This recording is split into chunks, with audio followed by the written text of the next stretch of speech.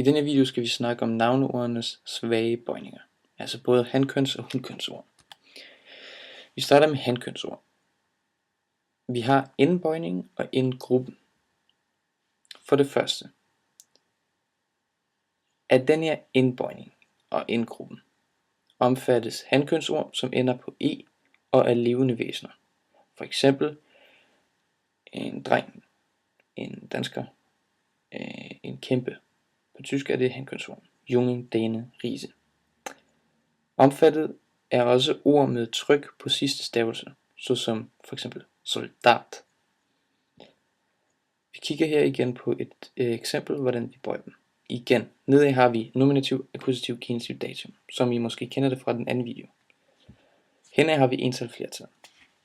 Så vi bøjer lige nu. Der denne, de denne.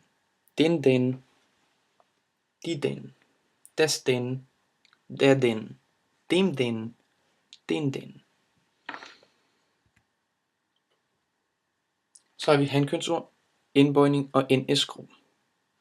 Og den her gruppe omfatter hankønsord, som ender på e og ikke er levende væsener. For eksempel buchstabe, funke, name, altså bogstav, gnist, navn.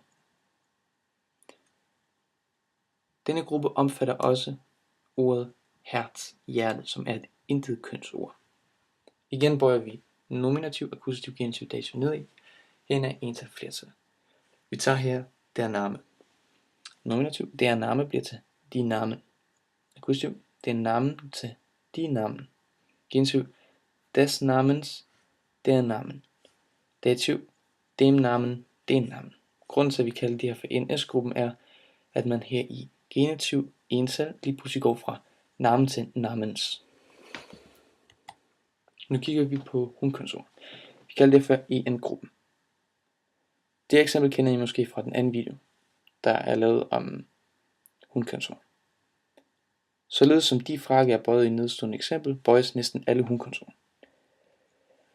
De frakke, de frakken, de frakke, de frakken, der frakke, der frakken, der frakke, den frakken. Altså det her det er meget nemt. Man putter bare n bagpå, når man går fra ental til flertal.